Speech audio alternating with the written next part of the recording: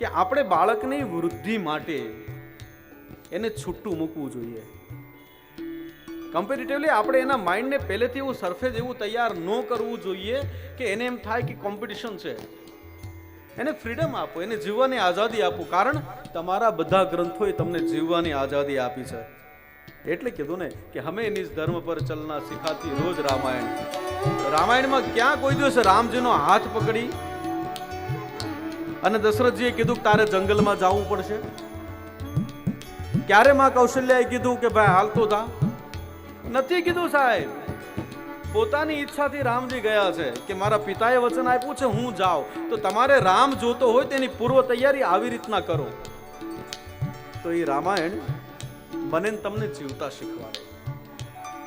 બે ગ્રંથોની કથા ખૂબ થઈ ભારત વર્ષમાં, રામાયણજી અને શ્રીમદ ભાગવત.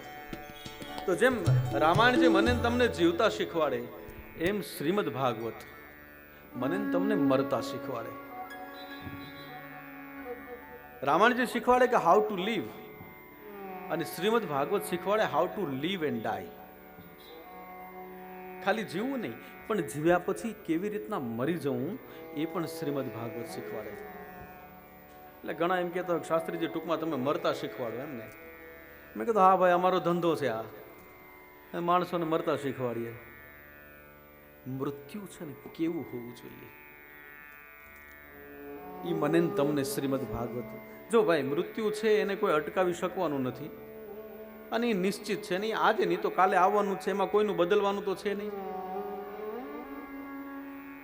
પણ death is not a final destiny. મૃત્યુ છે એ મારો ને તમારો અંતિમ પડાવ નથી સાહેબ. એનાથી આગળ પણ મારી તમારી યાત્રા છે. જો મૃત્યુથી મારું ને તમારું બધું અટકી જવાનું હોય તો કાંઈ વાંધો નથી કે ભાઈ એક દિવસ મૃત્યુ પામ્યા ને આપણા પરિવારવાળા આવ્યા ને અંત્યેષ્ટિ ક્રિયા કરીને બધા ભૂલી ગયા ને જય સિયારામ. જો એ અંતિમ પડાવ હોય તો કંઈ જ વાંધો નથી. પણ death is not a final destiny. મૃત્યુ એ મારા ને તમારો અંતિમ પડાવ નથી, પણ એ તો શરૂઆત છે.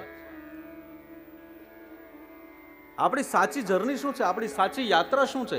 તો કે જન્મથી લઈ અને મુક્તિ સુધી, અને મુક્તિથી લઈને જન્મ સુધી મારી તમારી યાત્રા છે.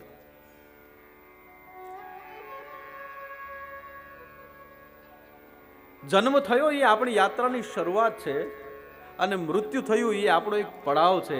પણ ત્યાંથી ફરીથી શરૂઆત કરીને આપણે મુક્તિ સુધી પહોંચવાનું છે. એ મુક્તિ સુધી પહોંચાડે મને તમને શ્રીમદ ભાગવત. ટ્યુશન છે, અમે આપીએ, ગામો ગામ જઈને આપીએ છીએ કે ભાઈ કેવી રીતના જીવવાનું, પછી કેવી રીતના સિયા રામચંદ્ર કી તમે જ કયો લ્યો. હા, પણ એ એક નિર્વાદિત સત્ય છે જેને મારે તમારે સ્વીકૃતિ આપવી રહી. કારણ કે જાય તો બધા છે ને.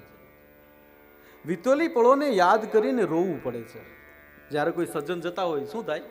ભલે વિતેલી પળોને યાદ કરી અને રોવું પડે છે, અને જે વાલા હોય જીવને ને ક્યારેક એને જ ખોવું પડે છે. પણ આ એક સત્ય છે, એને ખોવાના જ હોય.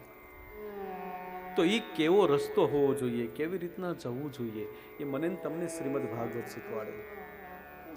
તો શ્રીમદ ભાગવત દ્વાદશ સ્કંદોની એક ગ્રંથ.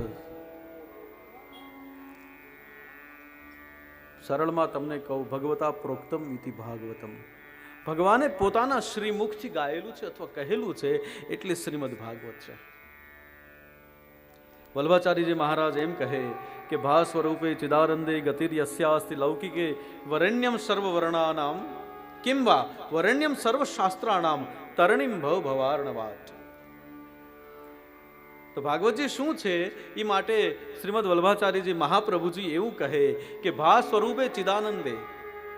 ભાના સ્વરૂપમાં ભગવાન પોતે છે. ભા સ્વરૂપે ચિદાનંદે.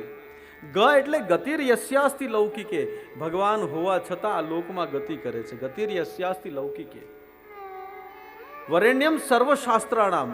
આમાં બધા જ શાસ્ત્રોનું વર્ણન છે. તરણીમ ભવ ભવાર્ણવાટ. અને આ ભવને તરવા માટેનું એકમાત્ર સાધન છે. આ થોડુંક વલ્ભાચાર્યજી મહારાજે સંસ્કૃતની નજીક બધું કીધું એટલે આપણને ના સમજાય. એનું શુદ્ધ ગુજરાતી તો કેટલા અક્ષર થાય? ભાગવત. 4 અક્ષર, 4 અક્ષરનો એક શબ્દ. ભ માને ભક્તિ, ગ માને જ્ઞાન, વ માને વૈરાગ્ય ને તો એટલે તરી દેવાનું સાધન. રેડી?